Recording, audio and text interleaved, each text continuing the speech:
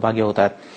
नागराजजी, तुमची ओळख तर फॅन्ड्रीमुळे सगळ्या महाराष्ट्राला आणि देशाला झाली. मात्र जेव्हा तुम्ही नागराज एका गावातला हा पुढे जाऊन काहीतरी करण्यासाठी धडपडत होता, तेव्हा काय नेमकं तुम्ही पाहिलं होतं? काय बाजूचं चित्र होतं? किती अवघड परिस्थिती होती?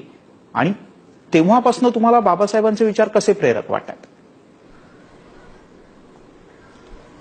खरं तर बाबासाहेबांची ओळख मला खूप उशिरा आणि खूप काय म्हणता येईल, खूप गमतीशीर पद्धतीने मला होत गेली.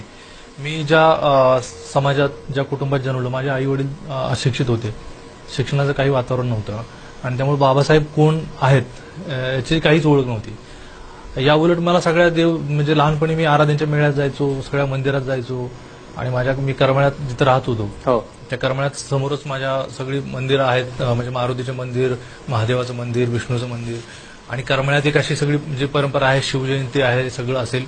मी एका वेगळ्या देशात होतो. बाबासाहेब हे दलित आहेत, दलितांचे नेते आहेत आणि मी कोण आहे हे माझ्या अस्तित्वाची मला जाणीवच नव्हती. मी भटका असल्या कारणानं सगळे भटके स्वतःला दलित समजत नाहीत किंवा दलित हा शब्द हा खूप मजेशीर शब्द आहे, पण बाबासाहेब आपल्या कुठल्याही अर्थानं आपल्याशी संबंधित आहेत असं त्यांना वाटत नाही. तसेच माझे आई वडील होते आणि मीही लहानपणी होतो आणि मी अगदी मंदिरात रोज पाया पडायला जायचो. माझ्या घरचे आराध्यांच्या मेळ्यात जे नवरात्रीत आणि सगळ्या वर्षभरचे कार्यक्रम चालू त्याच्यात मी असायचो, झांज वाजवायचो, हलगी वाजवायचो आणि मला असं वाटायचं की बाबासाहेब हे काहीतरी असे क पदार्थ आहे कोणीतरी आणि जे एक चित्र असतं तर तसं काहीतरी विचित्र असं नेहमीच बाबासाहेबांना काहीतरी काय म्हणता येईल त्याला रंगवलं गेलं कदाचित, मोरलाइज करून सांगितलं जातं. हो. म्हणजे आजही तसं आहे की बाबासाहेबांचं तुम्ही नाव घेता, तुम्ही असं काही करता तर तुम्ही काहीतरी चुकीचं करताय, तुम्ही काहीतरी डाऊन मार्केट आहात असा एक फील खूप विचित्र आहे. आणि माझं असं म्हणजे हा आत्ताचं माझं मत आहे की खूप लखलखीत म्हणजे ही जी परंपरा आहे हीच खरी. फक्त दलित आणि हे तर खूप आहे, पण भारतातल्या नव्हे जगातल्या सगळ्या माणसांनी त्यांना अनुसरावं अशी ही परंपरा आहे बुद्धाची, बाबासाहेबांची. सगळेच जे काय रोधो असतील, आगरकर असतील, त्यात बाबासाहेब हे म्हणजे माझ्यासाठी मला खूप ते म्हणजे आपला आईवडिलांनी आपल्याला जन्म दिला पण खरं जगण्याला बळ दिलं किंवा जगण्याचा स्वाभिमान ज्यांनी दिला ते बाबासाहेब आहेत. मला एका वेगळ्या पातळीवर कळालं की बाबासाहेबांनीच माझ्यासाठी खरं जगले आहेत आणि मी त्यांचा विरोधी म्हणून स्वतःला बघत होतो. मी हिंदू कुठल्या अर्थानं होतो किंवा मी ज्या पद्धतीनं त्या लढायात असायचो आणि तो जो काळ होता माझ्या बालपणाचा, तर तो सगळ्या काय म्हणायचं त्याला वेगळ्याच घोषणा असायच्या, वेगळेच वाक्य आणि वेगळीच ध्येय धोरणं माझ्या डोक्यात असायची. मला खूप उशिरा कळालं आणि हळूहळू कळालं. कुठल्या प्रसंगी मला कळालं मला आठवत नाहीत. पाठ्यपुस्तकातल्या कवितातून कळालं, त्यातल्या एखाद्या धड्यातून कळालं, कोणीतरी बाबासाहेबांबद्दल बोलताना कळालं. माझ्या मित्राचे वडील होते, जो माझा बाळू बनसोडे म्हणून एक मित्र होता, त्याचे वडील खूप वाचायचे, खूप विनम्र, खूप शांत होते, त्यांच्याकडून कळायचं. आणि हळूहळू मला ओळख होत गेली की मी जो आहे, माझे अस्तित्व काय आहे आणि हे अस्तित्व कोणाशी निगडीत आहे. आणि मग मी बाबासाहेबांचे विचार वाचायला लागलो आणि बाबासाहेबांनी जी काही जाणीव करून दिली की तुम्ही म्हणजे मंदिरात काळाराम सगळ्या जे काही मंदिराचा सत्याग्रह केला बाबासाहेबांनी जे काही केलं ते का केलं आहे. आणि तेव्हा मला कळालं की मी स्वतःच्याच विरोधात उभा आहे. म्हणजे जेव्हा तुम्हाला कळलं की बाबासाहेब कोण आहेत तेव्हा तुम्हाला असं लक्षात आलं की हा मानव नाही तर हा खऱ्या अर्थानं महामानव आहे.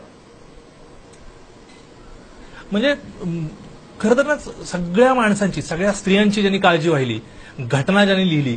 आपण आता म्हणजे खूप अभिमानानं गणपतीची पूजा करताना जर मला तुम्ही चित्रित केलं तर खूप भारी वाटतं लोकांना आणि बाबासाहेबांबद्दल बोललं तर जरा वाईट वाटतं. असं जे होतं किंवा आजही जे चित्र असतं म्हणजे मला खूप अभिमान वाटतो की मी बाबासाहेबांच्या पण मग नागराजजी मी त्याला काय अनुयायी वगैरे आणि ते बोला. पण मग नागराजजी असा एखादा प्रसंग आहे की ज्याच्यात कदाचित तुमचे परिचित असतील, तुमचे स्नेही असतील, यांच्याकडनं तुम्हाला विरोधही झाला पण त्याच वेळेला तुम्हाला त्यांना हे आवर्जून सांगावं असं वाटलं की नाही, तुमचे बाबासाहेबांच्या बद्दलचे खूप मोठे गैरसमज आहेत आणि ते गैरसमज तुम्ही दूर केले पाहिजेत. असा एखादा प्रसंग आठवतोय की ज्याच्यात तुम्हाला असं आवर्जून सांगावं असं वाटलं की बाबासाहेब हे केवळ कुठल्या एका समाजाचे नाहीयेत तर ते सगळ्या समाजाचे आहेत, सगळ्या माणसांचे आहेत, मानवतेचे आहेत. म्हणजे हा प्रसंग खरं तर खूप मी साधनेच्या एका अंकातही लिहिलंय. मी जो एक मला प्रसंग ठळकपणे आठवतो आणि माझ्या अस्तित्वाचा एक पुकार असतो, एक स्वीकार असतो, तसा तो खरं तर प्रसंग होता. ज्यावेळेस मला बाबासाहेबांबद्दल जरा कळू लागलं आणि मला खूप असं अतिप्रेम वाटायला लागलं आणि मी फोटो लावण्यातला आणि कुठं जाऊन पाया पडणाऱ्यातला माणूस नाही आता बिलकुल. कारण की मी त्या विचारांना काळजात घेऊन जगतो. मी कुठल्याही मूर्तीला आणि कुठल्याही पुतळ्याला अजिबात मी आदर्श मानत नाही. पण बाबासाहेबांचा फोटो पहिल्यांदा माझ्या घरात लागला पाहिजे असं जेव्हा मला वाटलं. कारण की आपण इतके ईश्वराचे फोटो, सगळ्या देवदिकांचे फोटो लावतो, तर मला वाटलं की बाबासाहेबांचा फोटो लागला पाहिजे. माझ्या घरात शिवाजीचा फोटो होता, गांधींचा फोटो होता, यशवंतराव चव्हाणांचा फोटो होता, पण बाबासाहेबांचा फोटो कधीच नव्हता. तर मला वाटलं की हा फोटो काय नाही, आणि मी फोटो घेऊन आलो, फ्रेम करून आणलं. म्हणजे मी एका जुन्याच फोटो ते माझ्या स्वतःने मी फ्रेम करून ती घरात लावली. आणि माझ्या वडिलांची माझी जवळजवळ एक महिनाभर भांडण होती. माझे वडील म्हणले की या महाराजा फोटो घरातून काढ. आणि मला इतका वैताग आणि राग आला की म्हटलं तुम्ही असं कसं काय म्हणू शकता, आणि बाबासाहेब आहेत म्हणून तुम्ही आहात, आणि तुम्ही जे आज सुखानं खाताय, तुम्हाला काहीतरी काम करायची आणि या गावाच्या कडेला का म्हणा किंवा गावात राहायला जी तुम्हाला आज स्वाभिमान राहत आहे, हे बाबासाहेबांची कृपा आहे. आणि तुम्ही जर बाबासाहेबांचा फोटो काढला तर मी सगळे जे ईश्वराचे फोटो आहेत घरातले ते बाहेर फेकीन. आणि माझ्या वडिलांना माहित होतं की मी पण जरा विचित्र सर्किट आहे, आणि त्यामुळे ते कदाचित घाबरून त्यांनी तो फोटो काढला नाही. पण महिनाभर आमची धुसफूस सुरू होती आणि मी त्यांना रोज सांगायचो, बाबासाहेबांचं पुस्तक काहीतरी वाचून दाखवायचो, त्यांच्याबद्दल सांगायचो की घटना लिहिली, ह्याच्यात आरक्षण ठेवलंय, ह्याच्यात लोकांची काळजी वाहिली आहे, आणि त्याच्या आधी तुम्हाला गावात यायची संधी नव्हती, तुम्ही कसे खात होता. तर माझे वडील सांगायचे आम्हाला गाडग्यात द्यायचे, आम्हाला वेगळ्या ह्याच्यात द्यायचे, आम्हाला बाहेर बसवायचे. मग म्हणायचे हे तुम्ही जे आता गावात वावरताय हे बाबासाहेबांची कृपा आहे.